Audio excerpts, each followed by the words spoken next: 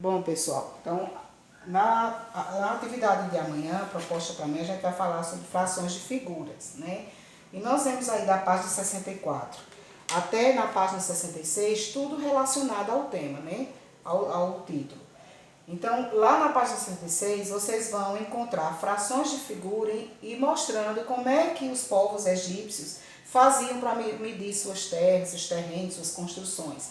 Ele usava esse método de frações, certo? Aí na página 66 está bem desenhado e falando sobre isso. E como eles representavam as frações, né? Porque hoje nós representamos ela de forma diferente. Então, para você entender melhor e desenvolver suas atividades da página 65 e 66 melhor, eu fiz aqui uma fração, certo? Eu tenho aqui na fração A, eu tenho um desenho com 3 partes, não é isso? Então, eu vou tomar, por exemplo, vou pintar toda essa parte aqui, ok? Eu vou pintar toda essa parte. Então, aqui, nesse desenho, eu vou ter 1/3. Então, eu chamo isso aqui de numerador e esse número de baixo eu chamo de denominador, certo? O que é o denominador? O denominador ele indica em quantas partes o inteiro foi dividido, certo? E o numerador indica quantas dessas partes foram tomadas, foram consideradas. Então, aqui, como eu tenho 3 partes, certo? Eu tive que pintar uma, eu tomei uma, então por isso que o 1 ele passou a ser o numerador, certo? Então aqui eu tenho 1/3. Se, por exemplo, eu tivesse pintado duas partes aqui, então seria o quê? Eu tomei 2 partes, seria 2/3. Então aqui eu tenho uma fração, certo? Tomando como partilha essa explicação, vai ficar melhor de vocês desenvolverem a página 65. Leia bem direitinho para saber o que é que eu estou pedindo lá na página 65. Lá na página 66, no número 3, vocês vão ter uma reta, certo? Vocês vão ter uma retazinha.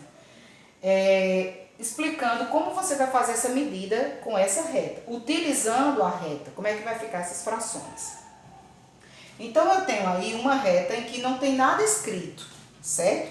Mas lá em cima eu tenho assim, ao lado, 1/10, eu tenho também 4/10, eu tenho também 6/10, 6 décimos, e tenho 10 décimos, certo?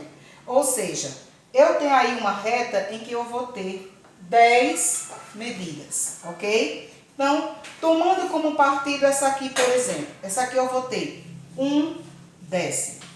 Então, eu pulo aqui, ó, 2, 3, 4. Aqui eu vou ter já o quê? 4 décimos. 5, 6. A parte maior eu vou ter 6 décimos.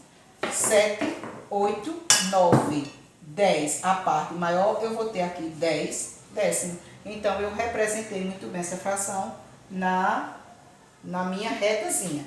Lá no livro vocês vão seguir esses passos, certo? E vão responder também a letra B, ok? Na página 67 tem dizendo assim: as frações são nomeadas de acordo com seu denominador. Observe as informações. Então aí eu tenho muitas informações, como é que a gente lê essas frações? Então, por exemplo, eu posso ter uma fração assim, ó. Essa aqui eu chamo de, por exemplo, 1/2. Essa aqui eu chamo de 1/3. Essa aqui eu chamo de 1/4. Essa de 1/5. Essa de 1/6 e por aí em diante. Depois de 1/10, então eu vou ter isso aqui, ó. Por exemplo, 11. Aí você lê assim: 11 avos. Eu vou sempre usar essa palavra avos. Se aqui eu tivesse 12, então seria 12 avos. Se aqui eu tivesse 3, seria 13 avos. E por aí vai. Se eu tenho 10, ele vai se chamar 1/10. Se eu tenho 20 sobre 20, eu vou ter 1/20, certo? E por aí você vai imaginar como você faria a questão 4 da página 67.